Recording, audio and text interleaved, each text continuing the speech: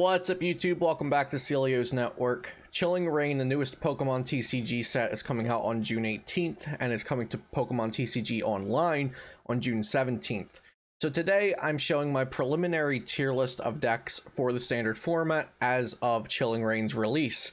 Remember, if you need PTCGO codes, the best place to buy them is PoTownStore.com, and be sure to use code Celio for 5% off. Before we get into this video, I'd also like to remind you to subscribe to this channel, leave a thumbs up, and leave a comment. Tell me about which decks here you think I might be wrong about and which ones you agree with me on. So I've made this tier list previous to starting to record the video. I didn't want to go through putting all the decks in their tiers. I wanted to give you guys a clear image of what I think about the standard format going into Chilling Reign's release. So this is what I think it'll look like for maybe the first month or so of Chilling Reign. Shadow Rider Calyrex VMAX, one of the new cards from the set and possibly the best card from the set. I think it's going to be very strong at the start, and it will probably stay very strong throughout the format. I'm expecting there to be two archetypes of Shadow Rider Calyrex VMAX towards the top of the metagame, and those are going to be the first one here depicted by Shadow Rider Mewtwo and Galarian Zapdos V up in tier 1. That's just going to be kind of the standard vanilla build of Shadow Rider. It's going to probably be looking like a 4/4 Shadow Rider, a couple Mewtwo, a Trevnor, a Gengar Mimikyu, and one or two Zapdos V to counter Eternatus VMAX. I should also mention that I will leave in the description below a link to my video, Every New Deck from Chilling Reign. So if you have not seen deck lists for these yet, you can find deck lists for most of the decks we're talking about today in that video that I'll leave in the description down below, a pinned comment, or both. The next archetype here in tier 1 is Shadow Rider Calyrex VMAX Path to the Peak build, which will focus on using Marnie, Trevenant Dusknoir's Attack Night Watch, and Path to the Peak to disrupt your opponent to a point where they can't really play the game and you have control over everything. I think this variant will be a little bit of a higher skill cap to play, and also will be weaker to Eternatus VMAX than the straightforward Calyrex VMAX build. So this one may leave tier 1 depending on what the metagame becomes, and if this even is a popular build, or if people just really stick to the standard vanilla build with Mewtwo and Mew and Galarian Zapdos V. Next is Eternatus VMAX. It not only gets an indirect buff by hitting Calyrex VMAX for weakness, it also gains Galarian Moltres V in this set, which Galarian Moltres V can accelerate an energy from the discard pile to itself once a turn, and then that means you can energy switch it off of Galarian Moltres onto Eternatus. So you can stream Eternatus VMAX back to back more easily, and also you can circumvent energy removal thanks to Galarian Moltres V and energy switch. So it gets that little buff from a card, and also the best card most likely from Chilling Reign is Weak to Dark, so that also gives Eternatus VMAX a buff. Also, Urshifu VMAX is weak to Shadow Rider, and that's the counter to Eternatus. So it's a nice little triangle going on there between Psychic, Dark, and Fighting at the top of the metagame. Things are really getting interesting with the metagame with Chilling Reign's release. So I think those are the best decks at the top. Shadow Rider Calyrex VMAX variants and also Eternatus VMAX I think will be towards the top, or the best two decks in the early Chilling Reign metagame. Next we have in 1.5, and also guys, remember these tier numbers are pretty arbitrary. It's just to depict where I think the decks are in relation to each other. So tier 1, tier 2, tier S, tier A, it doesn't really matter what you call them. It's just a way for me to rank where I think the decks fall. So in the next tier down, we have Rapid Strike Urshifu VMAX with the Inteleon line. So this includes the new Rapid Strike Inteleon that allows you to put damage on things once a turn, 2 damage counters on a Pokemon. And it also means you're playing the new Rapid Strike Sobble that can search out 3 Rapid Strike Pokemon and bench them. It means that you're playing Drizzle to search out a trainer card upon evolution, and also that you're playing the Sword and Shield Inteleon that searches out 2 trainer cards upon evolution. The main thing about this variant is that the Rapid Strike Inteleon that is coming out in Chilling Reign allows you to ping 2 damage counters once a turn. If you set up 2 of these, you're pinging 4 damage counters per turn, and that means you can clear bench barrier Mews off of your opponent's bench without needing boss's orders, and then you can use the new Passimian plus Telescopic Sight to just do a ton of damage to benched Pokemon with VMAX Rapid Flow. Also, the new Inteleon probably would not be played if it didn't come with the consistency of its previous evolutions and also the other version of Inteleon from Sword and Shield. So it's just an insanely valuable package, the Sobble Drizzle, and then both Inteleons, and then Urshifu VMAX is such an efficient attacker. Its main thing is going to be, can it overcome the amount of Shadow Rider Calyrex VMAX variants that are going to be in the format, and that's why it's not in Tier 1. Next is ADP Zacian. I think tag teams get a little more resistance each time a new set comes out with stronger Pokemon. But we've seen that tag teams can be impervious to just about anything. I do think a couple things hurt ADP Zacian. Shadow Rider Calyrex VMAX is kind of its own support Pokemon, so it doesn't need to play down Crobats and Dedennes on the bench, so that's bad for ADPZ. Also, Path to the Peak being a card means that Zacian V can be shut off for the first time in standard format. Previous to Path to the Peak, Power Plant was not shutting it off. Galarian Wheezing was not a very popular card to be played and couldn't be played out on your opponent's first turn going first. Empoleon V only shuts off non-rule box basics, so Zacian V can be shut off for the first time with Path to the Peak. That's something to keep in mind. And Shadow Rider Calyrex VMAX does not need 2 prize support Pokemon on its bench, so that's what ADPZ typically capitalizes on. Also, variants now playing the Inteleon line over things like the Dedenne and Crobat, so you'll see Urshifu VMAX playing the Inteleon line, Shadow Rider, Ice Rider Calyrex VMAX playing the Inteleon line, things like that. That's also bad for ADPZ because those are more decks that are not playing Dedenne and Crobat down as often. But ADPZ is still a very strong deck inherently, and I would be surprised if it does not stick around until it rotates. But there's also another variant of ADPZ that has seen play in Japan, which techs in Galarian Moltres V and Dark Energy to one-shot Shadow Rider Calyrex VMAXs and Trevenant Dusknoirs. So we'll have to see if that variant emerges in outside of Japan, overseas, and if it's good enough. Next we have Pikarom. I don't have much to say about Pikarom. I've said it was going to die countless times, dating back to Sword and Shield's release probably.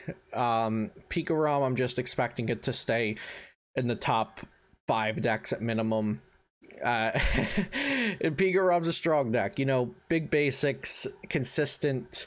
It does an efficient amount of damage consistently. It has paralysis plus reset stamp. It can tech Mute to a Mew. It's a solid deck of cards, and there's not much we can do about that until it rotates. So I expect Pikarom to stay up there until rotation, just because it's such a good package of cards. It would take a lot for Pikarom to really fall off at this point, because it just has a little bit of everything. It has Energy Acceleration in Coco Prism and Bolt Hunt V. It has Energy Acceleration in Full Blitz. It has type coverage between Pika Raichu / Mewtwo and Mew, so you can hit for either Lightning or Psychic weakness and also take different weaknesses. Yeah, it has everything, so Pikarom's going to stay up here in some capacity. Next is Victini VMAX. Victini VMAX doesn't get hurt by Path to the Peak, really. It's just an aggressive deck that wants to boss down things and hit 220 each turn. And that's scary for pretty much any VMAX deck. It doesn't really matter what you're playing. That can be scary. The Victini VMAX is going to come hunting it down. For the VMAX decks, playing GXs or even just the GX decks, Victini VMAX has popularly included Galarian Rapidash V now, so that can bring down the HP of tag teams and things. So the Galarian Rapidash V helps in that capacity. Victini VMAX decks, I'm not expecting them to change too much, if at all, with the new with Chilling Reign coming out. But Victini VMAX, it doesn't gain anything, it doesn't lose anything. And if anything, there's even more good VMAXs now for Victini VMAX to hunt down when they're V Pokemon, and for Victini VMAX to just be more efficient then. So I expect Victini VMAX to hover around somewhere between like 5th and 10th best deck. In the next tier down, this is where we have just a lot of decks that can either prove themselves or fall off. That's what I see tier 2 as. Tier 2 is decks with like the potential to be really great and like rise to the top of the meta, but also these decks can fall flat on their face, so we'll have to see what happens. First, we have Shadow Rider Calyrex VMAX with Alchemy VMAX. A lot of people have already seen Andrew Mahone over on Tricky Jim's gameplay of this with real life cards and showing off the potential of this deck. Now, this deck does have a lot of potential. It can one-shot anything, but it is setting up 2 VMAXs where a lot of other decks are only setting up 1 VMAX or choosing a VMAX to set up for the situation. This needs to be setting up both of the VMAXs, multiple Shadow Rider Calyrex VMAXs, and at least 1 Alchemy VMAX, and then getting a lot of energy onto the board. It's weak to Path to the Peak, so it has insane potential, can one-shot anything, but I also see clunkiness and weaknesses that can be capitalized upon, which is why I have it in tier 2. Now this one, I honestly think it might just stay a tier 2 deck. You know, it has these pop-off moments where it can just one-shot everything and take the game in a few turns, but it can also be shut down either on its own side by clunkiness and inconsistency, or just by, you know, Marnies and Night Watches and Path to the Peaks. Next, we have Blaziken VMAX with Zeraora V, and also Blaziken VMAX with Zeraora V and Rapid Strike Urshifu VMAX. So the Blaziken VMAX with Zeraora V is going to be a more focused variant. Again, Andrew Mahone over on Tricky Jim has showed off a variant of this, or a list of this, focusing on accelerating energy to multiple Zeraora Vs, and then using Zeraora V's 100 and 160 to the bench attack until you either knock everything out or until you lose. The other version would be more of a Rapid Strike box style deck, trying to capitalize on many different weaknesses. So you have Blaziken VMAX to hit fire, Urshifu to hit fighting, and then Zeraora to hit lightning. I think both of these have equal potential. Blaziken VMAX Zeraora will be more focused and consistent, while the Rapid Strike box has better type coverage, but will likely be less consistent. Next, we have straight Rapid Strike Urshifu VMAX, which would be paired with Cinccino or Jirachi like we've seen in the past, just not Inteleon. And then we also have Rapid Strike Urshifu VMAX being paired with Galarian Moltres V. Similar to how I mentioned ADP Z-teching in Galarian Moltres V and some dark energies and energy switches, Urshifu VMAX can do the same to cover weakness against Shadow Rider Calyrex VMAX, and also to chain Gmax Rapid Flows. You know, Rapid Strike energy plus Dark energy, use Gmax Rapid Flow. Next turn, accelerate to Moltres, energy switch, attach Rapid Strike, Gmax Rapid Flow again.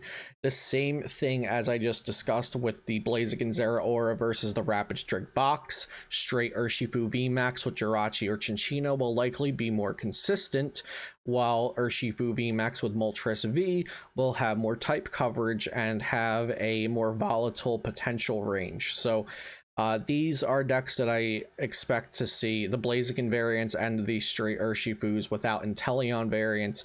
These are the ones that I expect to see either rise, fall, or stay the same. There's a range of where they can end up. I don't have a clear image of where they will end up, so I've put them in tier 2. I can see them going as high as 1.5 and as low as just not being played because there's better versions of the deck.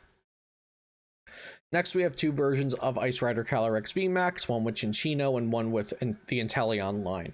I think they will both be played and they will both have similar performance. The Cinccino has less Pokemon to bulk up your deck. It's just a stage 1 to set up 1 or 2 of, and you get that draw power with it. And it probably works a lot better with Melanie because you're discarding water energy sometimes to then accelerate with Melanie. Whereas the Inteleon gives you more options. It gives you search instead of draw. It gives you extra damage with the Inteleon. But you're running a stage 2 line, so it's extra deck space that's being taken up. I think both of these variants have pros and cons, but Ice Rider Calyrex VMAX is a strong Pokemon. It's hitting for 250 damage for 2 energy. It is weak to metal, so this deck may rely on finding out how much ADPZ and how much Luke Metal there is around before it can really be played in high numbers. Next, we have Luke Metal Zacian. Luke Metal Zacian, I think, is falling off with this set a bit.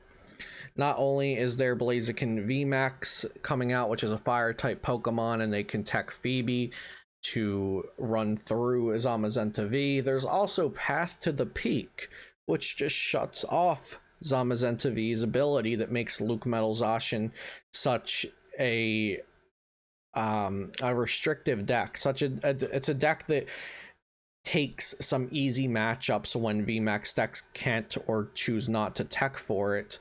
But with Path to the Peak around, and some VMAX decks choosing to run it, namely Shadow Rider Calyrex VMAX, the Path to the Peak version, Victini VMAX can run Path to the Peak, Dragapult VMAX can run Path to the Peak, Inteleon VMAX can run Path to the Peak. Plenty of decks can run that, and so I think that hurts Luke Metal Zacian a little bit. I also think there's a lot more variety, and also Shadow Rider Calyrex VMAX decks are running non-VMAX attackers naturally outside of the Alchemy version, so Luke Metal also has a problem with that. Mewtwo and Mew variants, I think, if any, that Mewtwo and Mew with Rillaboom will probably be the one that has the best chance to survive because it has multiple types of attackers. It has Mewtwo and Mew, it has Agrowl, you can tech in colorless attackers, you can even try Aurora Energy. Because Mewtwo and Mew variants, I think Mewtwo and Mew will find its home in the straight Calyrex VMAX build, the Shadow Rider Calyrex VMAX builds of Mewtwo, and Mewtwo and Mew variants that are standalone without Shadow Rider Calyrex VMAX will take a hit, but because the Rillaboom variant has Tropical Hour to shuffle all energy back in, I think that keeps its potential a little bit higher than other Mewtwo and Mew variants, and that's why I have this as the highest standalone Mewtwo and Mew variant. Last in tier 2 is Blounds, or either Tempo Zard. It has single prize capabilities, it has aggressive capabilities. It's it's just a solid deck. It has options, it has a high skill cap, so it's a deck that higher skilled players sometimes choose to pilot because it gives them more option and more skill expression. It has Cramorant to snipe, Heatran GX for big blow up turns. I'd expect it to stay around the tier 2 range. Now in tier 3, there's a range of decks in here in tier 3. Some of them I have reasons for them being in here. Others I just think they are solid, but they're not tier 2 and they're not just like straight up bad. Tyranitar V, a single strike variant built around Tyranitar V, has some sort of potential because it hits for darkness weakness, and Shadow Rider Calyrex VMAX will be everywhere. It's as simple as that. Single strike Urshifu VMAX is just, in a nutshell, it's a solid card. It can one-shot anything, but it has consistency issues, which has kept it down here in tier 3 since Battle Styles. Malamar Rapid Strike, which is a deck that we covered in the new Chilling Reign decks video. I haven't seen it in action yet, so we'll have to wait to see it in action. It's gotten a fair amount of results over in Japan, but we don't know the validity of those results. It has the potential to do big damage and be a consistent one prize deck because it just runs a large engine of consistency cards with the Octilleries and the Cinccinos. So we'll have to see how this goes. I think it could really fall flat on its face like many other single prize variants have in the past, so we'll have to see how this ends up being. Decidueye really falling off with Chilling Reign.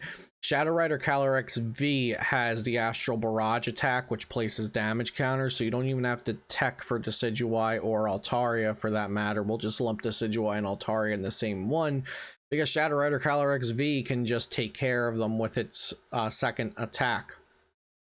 You also have decks running the new Stage 2 Inteleon, which can just over time damage the Decidueyes. I think there's a lot going against Decidueye and Altaria that's coming out of Chilling Reign. Inteleon VMAX gains Melanie to accelerate energy, so if you want to play an aggressive version, you no longer need to rely on Frostmoth. It also has Frostlass coming out, which upon evolution you accelerate in energy. And Pikarom might be moving down the food chain just a smidgen with Chilling Reign coming out. The worry that Inteleon VMAX has is, will Zeraora V be too much for it to handle? Now, in the next set, presumably we'll be getting the new Rapid Strike Inteleon VMAX, which adds a lot to the archetype. But for now, we're going to see if Pikarom moves down and Zeraora V doesn't, move up. If it's not very popular, then Inteleon VMAX has a shot to shine here.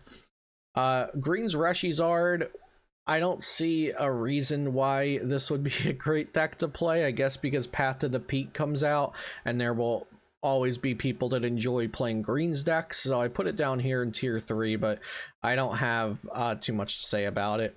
Excadrill is just going to represent all controlled style decks. And I think with Shadow Rider Calyrex VMAX coming out, Control's looking bad because it has built-in energy acceleration and draw power. With the new Inteleon coming out, Control is looking bad because Inteleon has, damage that it can do without even needing energy or to attack. You can be locked with something in the active and Inteleon is still pinging your opponent's board. And also, Galarian Moltres V has pretty much infinite energy acceleration to itself, so that it can also be a problem for Control. Spiritomb I've placed in here just because it's dark type, so solid attackers with the dark typing I think have a shot to do something, but I don't have high hopes for it. Dragapult VMAX gains some new things. It gains the possibility of being paired with Shadow Rider Calyrex VMAX. It gains Path to the Peak. It gains Inteleon Stage 2. And I think it will have a little bit more of a shot post-rotation. But right now, it has the Dark weakness, which is probably going to hold it back some. And I think it's just, we're in a meta of a lot of aggressive decks that can just run over Dragapult VMAX before it can do what it needs to do. So we'll see. I could see it moving up to tier 2, but no higher than that. Psychic Mewtwo also could be paired with the thin line of Rapid Strike Urshifu VMAX, or with Galarian Moltres V. Similar how Galarian Moltres V can be paired with a lot of things, throw in a couple Dark Energy. I don't know if there will be a reason to play Psychic Mewtwo over Grass Mewtwo or Shadow Rider with Mewtwo. Maybe the Galarian Moltres V tech will be enough of a reason to play just straight Mewtwo and then take advantage of the Shadow Rider builds, but Mewtwo decks also have to worry about Path to the Peak coming out and Stage 2 Inteleon paired with Mimikyu Shadow Box. There's a lot of things for Mewtwo decks to worry about, so I think it's better to not play them standalone and play them with Shadow Rider Calyrex. And last in tier 3, I have Blissey V variants. I think these have huge pop-off potential, but also huge clunkiness potential and possible reliance on Porygon Z and special energy acceleration. So I think Blissey V, this could see some performances, it could see some results, but I don't think they'll be consistent results, and I don't think it will be a deck that you want to take into high-stake tournaments, because I foresee it being an inconsistent deck, but can sometimes really reach the heights of its potential, but it should be volatile in my opinion. And then the rogue tier down here at the bottom, we have Gardevoir Stage 2. Stage 2s are just so hard to make work. I hope we get to a point soon where Stage 2s are working more often, but I don't think the energy and time it takes to put into stage 2s are ever better than just playing Shadow Rider Calyrex VMAX or something like that. Lycanroc Single Strike, I think it'll be fun to try Single Strike boxes out, but I don't think they'll be good enough to be a part of the meta. I think Mewtwo and Mew Welder's time is looking pretty grim, but you know, this is a deck with diehard fans, and it might just see performances because people are still playing it and possibly playing it well even. So maybe Mewtwo and Mew Welder will survive. I don't think on paper it should, but I wouldn't be surprised to see it pop up, but I think it has low potential. Single Strike Urshifu non VMAX is it's a fun rogue deck I've been drafting lists for. I don't think it'll do anything massive, but it's dark type. It hits 200 plus HP as a single prize Pokemon, so has a little bit of potential, but it'll probably be too clunky compared to VMAX and tag team decks. Eternatus VMAX, I don't think we'll see potential from it. I don't think we'll see much performances from it overseas because Pikarom is a massive force here where it's not in Japan because they don't have Tapu Koko Prism, so I don't think Eternatus VMAX will perform too well here. Then we have Sandaconda VMAX, a new fighting type VMAX. I think there could be some fun stuff coming out of Sandaconda, you know, with heavy Cheryl builds, Telescopic Sight, Rugged Helmet, maybe pair it with Stage 2 Inteleon Rapid Strike, but probably not going to be better than playing Urshifu. And then lastly, I have Blastoise VMAX here, which I think has some low potential because of Melanie coming out, and you could probably lump Galarian Darmanitan VMAX into this as well, but Blastoise VMAX, if anything, will be held back because of lightning types Pikarom, and Galarian Darmanitan would be held back because of Zacian decks. So these are decks that could potentially have a little bit of a better time post rotation when Pikarom's gone and when ADP and Luke Metal are gone. So this is my current tier list. This is what I think will be good, what the metagame will look like for the early days of Chilling Reign. Please let me know your thoughts on it in the comments down below. Thank you so much for watching. Be sure to subscribe for daily Pokemon TCG content. Check out Potown Store for all of your PTCGO needs. Have a great day, and I'll see you next time here on Celio's Network.